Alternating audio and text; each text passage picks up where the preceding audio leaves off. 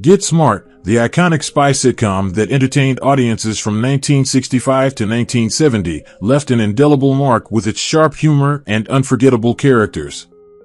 But what happened to the talented cast after the show wrapped up? Now, 60 years later in 2025, we take a closer look at their lives and careers. From ongoing Hollywood success to unexpected career shifts and personal stories, this article dives into where the Get Smart stars are today. Explore the journeys, triumphs, and challenges they've faced over the past 6 decades and discover the surprising paths their lives have taken. Don Adams, who portrayed Maxwell Smart in Get Smart, 1965, at the age of 42, is best remembered for his comedic portrayal of Agent 86, a clumsy yet endearing secret agent.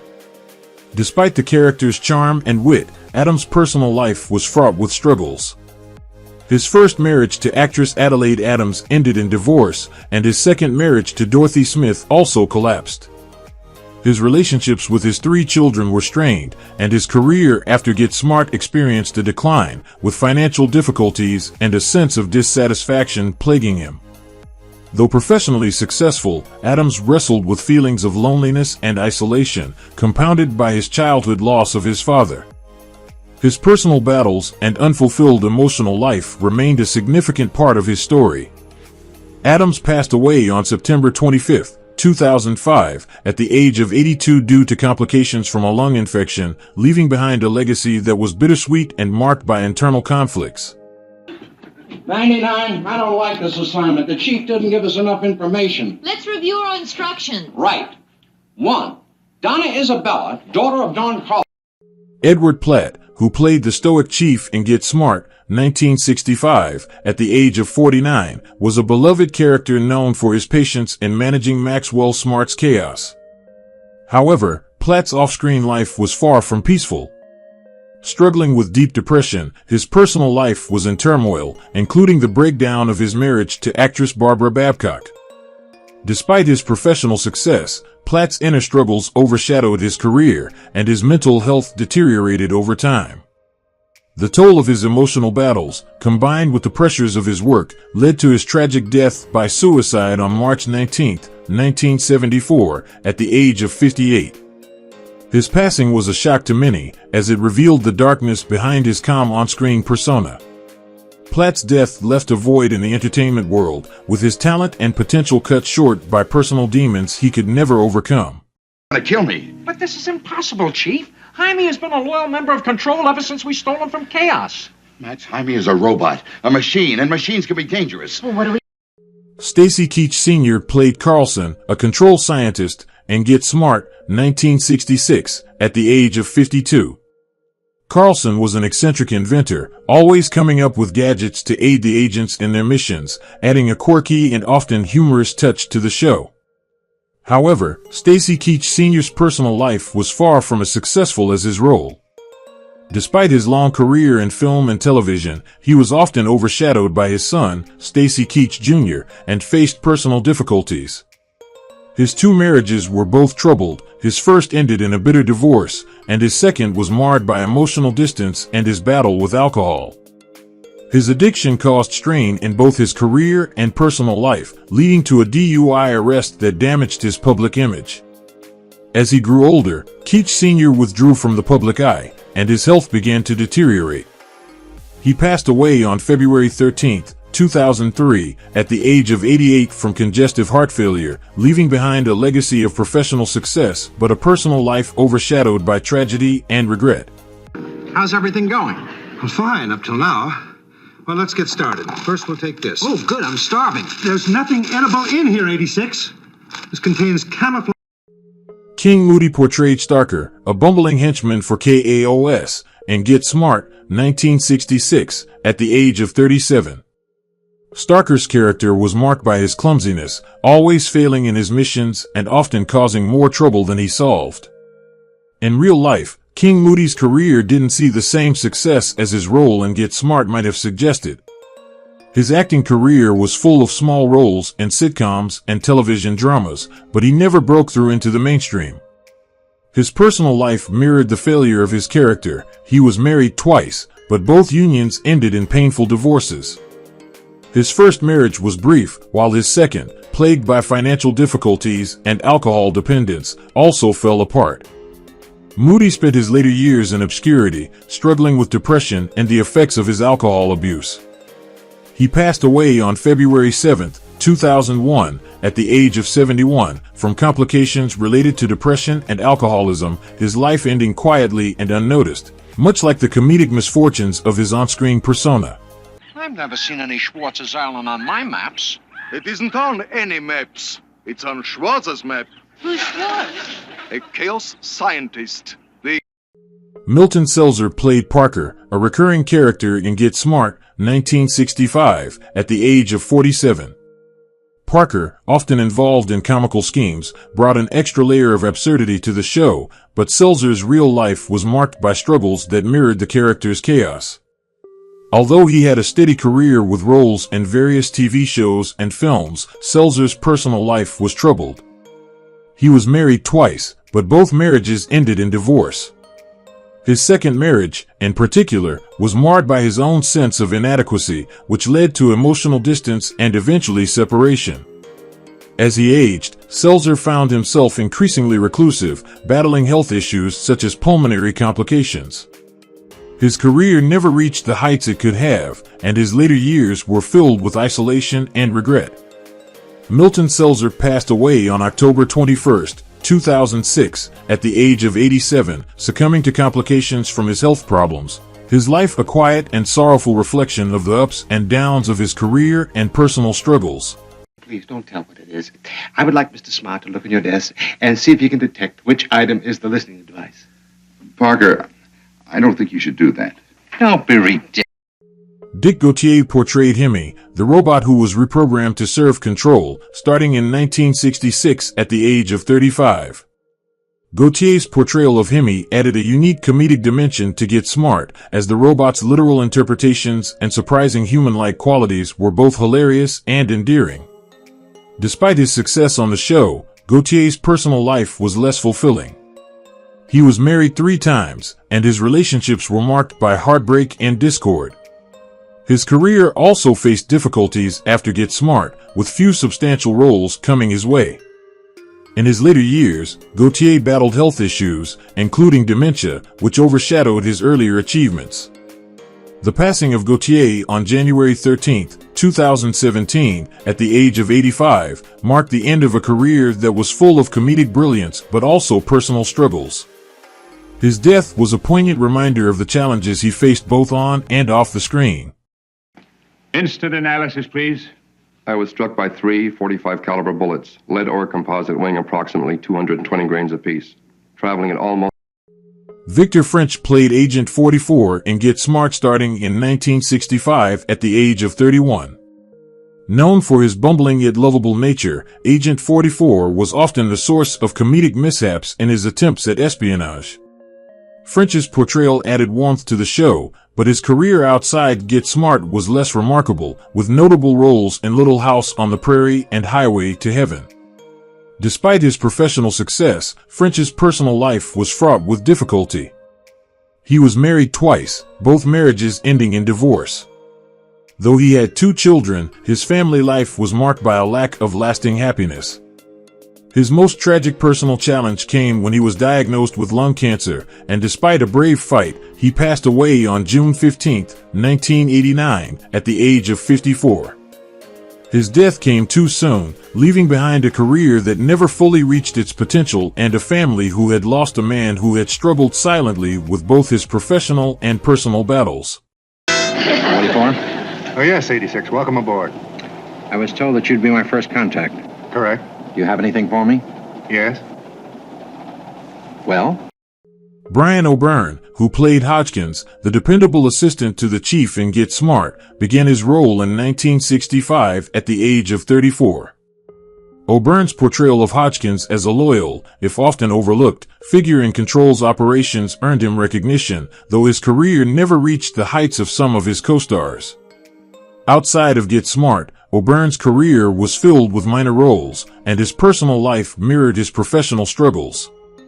He was married twice, both marriages ending in divorce, and his family life was troubled by discontent and emotional pain.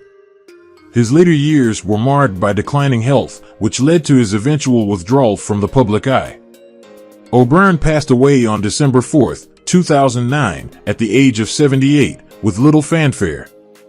His death was the quiet end to a life filled with unfulfilled promise, both in his career and his personal life, leaving behind a legacy of roles that never fully captured his potential. It would be embarrassing. Embarrassing? It would be disastrous. Where's Agent 86? What's he doing? Oh, Smart? He should be at the department store just about. William Schallert, who began portraying Admiral Hargrave in Get Smart in 1967 at the age of 45, brought an authoritative and strategic presence to the show. His character, a high-ranking officer in control, commanded respect with his calm demeanor and precise decisions. Despite his professional success, Schallert's personal life was fraught with difficulty.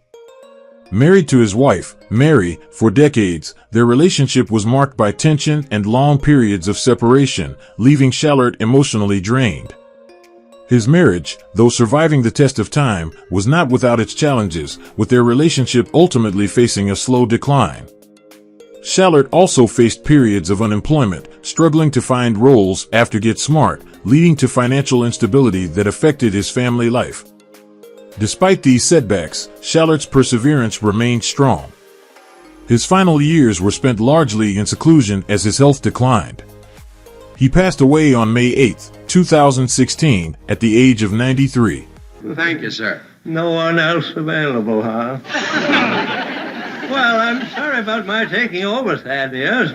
Well, it's good to serve under you again, sir. Ralph Manza, who played the role of Finster in Get Smart in 1967 at the age of 46, became known for his portrayal of a cunning KAOS agent who often found himself entangled in various schemes against control. Finster, while a supporting character, provided a constant thorn in the side of Maxwell Smart and his team. However, off-screen, Ralph Manza's life was filled with personal struggles. He was married twice, but both marriages ended in divorce, leaving him to cope with the emotional weight of these failed unions. Manza had children, but details about his family life remained clouded by the tragedies he experienced. His life was further marred by financial difficulties and a sense of isolation as he struggled to reclaim his place in the industry after Get Smart ended. The sense of failure in both his career and personal life weighed heavily on him. Ultimately, Ralph Manza passed away on January 31, 2000, at the age of 78 due to a heart attack. Then straight it is. What's keeping Simon? I slipped the map right inside his coat pocket. He should have been here by now. Howard Caine, who took on the role of Bediaskin in Get Smart in 1965 at the age of 39, portrayed a sly and devious KAOS agent, bringing a sense of menace to his character. Bediaskin's cunning nature and willingness to do whatever it took to defeat control made him a memorable antagonist. In real life, however, Caine's personal journey was riddled with sorrow. His first marriage, to actress Carol, ended in divorce, and he was left with the pain of losing a family he deeply cherished. Although he remarried, his second marriage was marked by constant emotional strain, and the couple faced numerous hardships in their later years. Caine's personal demons were exacerbated by a series of failed career attempts as he struggled to find work in the aftermath of Get Smart. Despite his talent, he was often relegated to smaller roles and struggled financially, leading to further feelings of inadequacy. Caine passed away on December 28, 1993, at the age of 67 from a heart attack. You know, My card. Arnold Kipnis, Furrier to the Stars. You're a furrier? No, Doctor. Gordon Jump took on the role of Hobson, a bumbling but lovable control agent, in Get Smart, 1966, at the age of 34. Hobson's character, known for his hilarious missteps and well-meaning nature, captured the hearts of viewers with his endearing awkwardness. However, Jump's real life was not as charmed. His career, though successful in many respects, was often plagued by periods of obscurity and struggle, particularly after Get Smart. He found work in TV commercials, but his personal life suffered in profound ways. Jump experienced a difficult divorce, and his relationships after that were marked by emotional strain. He battled with depression and struggled with the pressures of being typecast in comedic roles, which prevented him from pursuing more varied career opportunities. Despite his lovable persona, Jump's personal world was overshadowed by financial troubles and the inability to reconcile his public and private selves. His health took a severe hit in his later years. Jump passed away on September 22, 2003, at the age of 71, from pulmonary fibrosis. The blaster is on board Antonio Carlos Carioca's yacht. Come on. Quit stalling. Who is this? I'm telling you, Hobson, it's Maxwell Smart. Now tell... Jane Dulo portrayed 99's mother in Get Smart, 1968, at the age of 51. 99's mother was a kind-hearted and quirky figure, often providing comic relief with her warm, yet eccentric, nature. While her portrayal of the character brought smiles to viewers, Jane Dulo's personal life was far from as lighthearted. Dulo's career saw a few notable moments, but it was mostly spent in the shadows of more famous actresses. In her personal life, she struggled with loneliness and the aftermath of a series of failed relationships. She had a brief marriage that ended in divorce, and her attempts at finding stability in her family life were marred by the collapse of future relationships. These challenges weighed heavily on her. Tragically, her later years were marked by health issues, and she faced the emotional toll of being overlooked by the industry. Dulo passed away on May 22, 1994, at the age of 76, from complications following heart surgery. Sometimes he calls me 99, and sometimes I call him 86. Isn't that cute? You can call me 38 if it isn't taken. No. Robert Cornthwaite took on the role of Wynant, a brilliant yet villainous scientist for KAOS, and Get Smart in 1965 at the age of 48. Wynant was a devious mastermind, plotting schemes that would endanger control, but with a subtle touch of wit that made his character both menacing and oddly charming. Despite his success in this role, Cornthwaite's career never soared as it might have. He was relegated to playing supporting roles in television and film, often cast in characters who were part of the shadowy underworld. His personal life was marked by struggle, with a failed marriage that left him emotionally scarred. He had 2 children, but his family life was never stable. The pain of separation from his first wife followed him for years, and he never fully recovered from the loss of that connection. His later years were filled with sadness, and he lived with the regrets of a career that didn't fulfill its promise. He passed away on July 20, 2006, at the age of 89 from natural causes. The trigger, and the victim receives 1 second of this ray. He'll be temporarily incapable of thinking beyond the... Leonard Strong played the Claw, a menacing KAOS agent, in Get Smart, 1965, at the age of 57. The Claw, with his villainous demeanor and distinctive prosthetic hand, was one of the most memorable adversaries in the series, bringing a menacing yet humorous edge to the show. While Strong's role as the Claw was iconic, his life was tragically far from glamorous. Despite a long career in Hollywood, Strong never quite achieved the recognition he deserved, often relegated to secondary villain roles. His personal life was equally unfulfilling. Strong was married, but his relationship with his wife was fraught with tension, leading to a painful and bitter divorce that left lasting emotional scars. His struggles with loneliness and feelings of inadequacy were compounded by his battle with health problems. Strong faced numerous difficulties, both physical and emotional, in his final years. He passed away on January 23, 1980, at the age of 71, due to complications from his health issues. Very amusing, Mr. Smart. I suppose you can guess what they call me? Lefty? No, Mr. Smart. Sid Haig, who played Bruce in Get Smart in 1967 at the age of 28, was a menacing and tough character who often found himself at the heart of intense action scenes. Though he played intimidating roles with confidence, Haig's personal life was filled with hardship and unfulfilled dreams. His career, while notable, was often marked by typecasting, leading to struggles in landing diverse roles. Haig's personal life was also troubled, as he was married twice, both marriages ending in painful divorces. As his health declined, he became more isolated, grappling with personal demons and the harsh realities of aging. Despite finding some success later in his career, particularly in horror films, Haig passed away on September 21, 2019, at the age of 80 from complications of a lung infection. His death was a tragic reminder of the struggles he faced off-screen, leaving a legacy tinged with missed opportunities and personal battles. Our guests have arrived. Throw the switch. Yes, Master. The switch. And pick up your feet. Joey Forman took on the role of Harry Who in 1966, at the age of 37. Harry Who was a parody of the classic detective archetype, Charlie Chan, full of exaggerated mannerisms and humor. Forman's performance added a layer of comic relief to Get Smart, but his career didn't capitalize on the momentum his role could have provided. He appeared in numerous television shows and films, but never managed to break out as a leading star. His personal life was riddled with turmoil.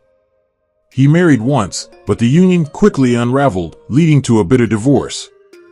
Forman struggled to maintain a connection with his family, and he often found solace in his work, though it failed to provide the emotional fulfillment he sought. His health began to deteriorate in his late 40s, and he faced the tragedy of a prolonged illness. Forman was diagnosed with pulmonary fibrosis, and the disease slowly took its toll on his body. He passed away on December 9, 1982, at the age of 53. Miss 99. Hi, Who? How are you? Not too happy, Mr. Smart. What's wrong? Well, to be too happy is to invite trouble from Hawaiian God. Len Lesser, who played Leonard in Get Smart in 1965 at the age of 43, brought a memorable mix of quirky humor and warmth to his role. Yet, his personal life was anything but cheerful. Lesser faced 2 divorces, and despite his likable on-screen persona, he often struggled with loneliness. His career never fully reached the heights he desired, as he was often relegated to supporting roles. In his later years, Lesser's health began to deteriorate, and he faced the stark reality of aging with limited opportunities in Hollywood. His final years were marked by a growing sense of isolation, and he passed away on February 16, 2011, at the age of 88 from pneumonia. Lesser's death underscored the poignant contrast between the humorous characters he portrayed and the more somber realities of his personal life. His passing was a sad reminder of how success on screen does not always translate to happiness off screen. Bogle, may I see you a moment? Mr. Montebello, when did you, Now, Bogle. John Doucette, who portrayed Colonel Von Klaus in Get Smart in 1968 at the age of 47, was known for his ruthless and strategic character. However, Doucette's personal life was marked by deep challenges. His career, although steady, never truly blossomed into the fame he had hoped for, and he struggled with periods of financial instability. His marriage ended in divorce, and he faced considerable emotional distress in the years following. Despite his veteran status in Hollywood, Doucette was often overlooked for more prominent roles, contributing to a sense of frustration. As his health deteriorated and his career stalled, he sank into depression. Doucette passed away on August 16, 1994, at the age of 73, leaving behind a legacy of unfulfilled promise. His death was a painful reminder of the toll that personal struggles and career setbacks can take, with his final years marked by solitude and sadness. Our guests have arrived. Throw the switch. Yes, Master. The switch. And pick up your feet. Byron Morrow began his role as Agent 37 in Get Smart in 1965 at the age of 54. The character of Agent 37 was a figure of authority and wisdom, often seen as a guide for younger agents, embodying the steady hand of experience. However, Morrow's real life mirrored the complexities and challenges his character navigated on screen. His acting career was marred by periods of frustration, as he struggled to break free from being typecast in roles of authority, despite his talents. His personal life was riddled with sadness, with multiple failed marriages and a deep sense of loneliness. He was married twice, and while he had children, his relationships with them were strained, often due to his emotional unavailability. Morrow's struggles with addiction worsened in his later years as he fought a battle with alcoholism that severely impacted both his career and family. The emotional toll left him isolated in his final years. Byron Morrow passed away on May 11, 2006, at the age of 94. Well, terrible things could happen. Like what? Well, you could end up as a cab in South America. Excuse me. Screwdriver? Screwdriver. Wrench?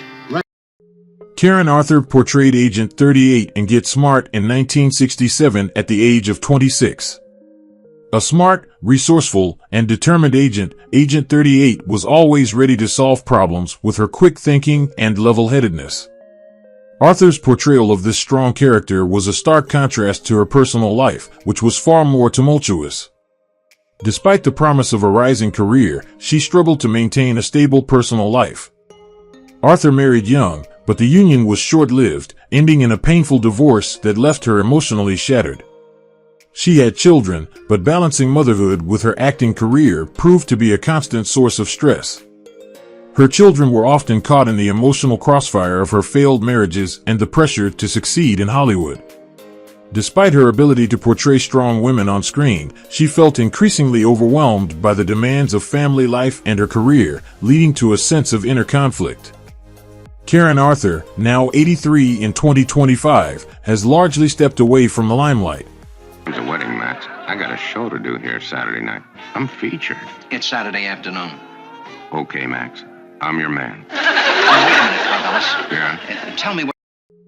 Don Rickles stepped into the role of Sid Krim in Get Smart in 1968 at the age of 42, bringing his sharp wit and fast-talking humor to the show. While widely celebrated as a comedian, Rickles yearned for dramatic roles that eluded him, leaving him feeling typecast. His marriage to Barbara Sklar was one of the few stable aspects of his life, but their happiness was shattered in 2011 when their son Larry died unexpectedly of respiratory failure. The loss devastated Rickles, sending him into a deep depression that even his comedy couldn't mask. His health rapidly declined, and he withdrew from public life, suffering from kidney disease and mobility issues. Though revered as a legend, he spent his final years feeling the absence of his son more than the applause of his fans. He passed away on April 6, 2017, at the age of 90, a giant in comedy but a man deeply marked by personal sorrow. Oh, that grenade, yes. Well, you see, Sid, the State Department is only 6 blocks from here, and they keep getting this building mixed up with it. That's all part of the excitement of living in Washington. Come off it, Max. Harold J. Stone played Captain Groman in 1966 at the age of 53, portraying a stern, no-nonsense military officer known for his strict adherence to protocol. Despite his commanding presence, Stone's career was plagued by frustration, as he was often typecast in supporting roles that failed to showcase his full range as an actor. Though he appeared in numerous television shows and films, true stardom eluded him, leaving him embittered. His personal life was equally turbulent. His marriage to Miriam ended in a bitter divorce, and his relentless pursuit of work distanced him from his children, Jonathan and Deborah, who resented his absence. As he aged, financial insecurity and declining health took their toll, forcing him into a quiet, reclusive existence. In his later years, he suffered a debilitating stroke, leaving him unable to communicate effectively. He passed away on November 18, 2005, at the age of 92, alone in a nursing home, his once powerful voice silenced, his contributions to Hollywood barely remembered. Yes, well... 35 years of wind and saw spray in this battered old face. These eyes staring into the blinding sun or inky darkness. But the old walrus hasn't lost his bark.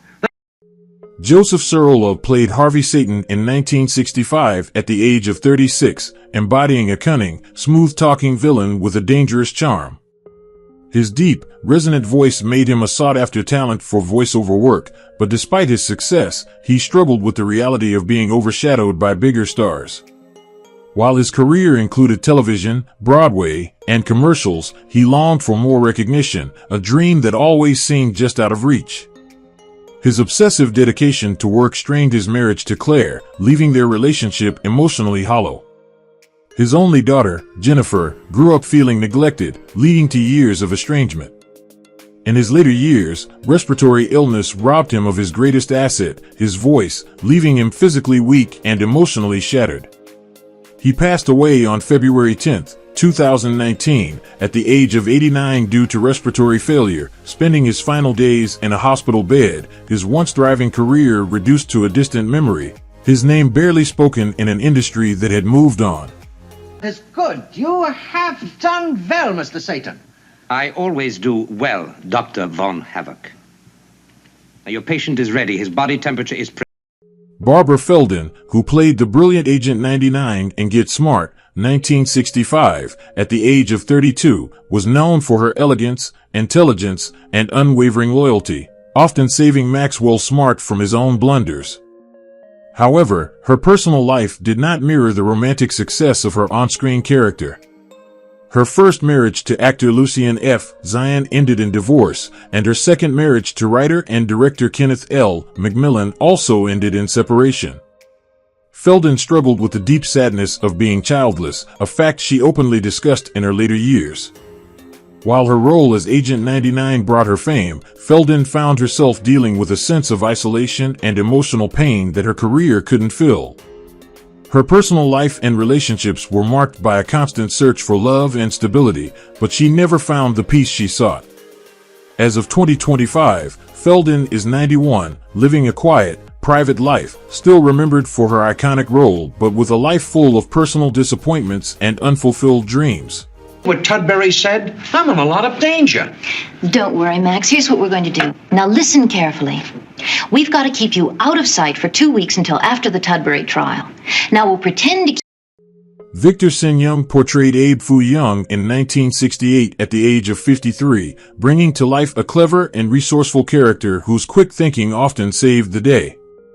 Despite his talent, Young faced relentless typecasting in Hollywood, rarely given roles outside of stereotypical Asian characters. Though he had a prolific career in film and television, financial stability remained elusive, forcing him to take on secondary jobs, including working as a chef.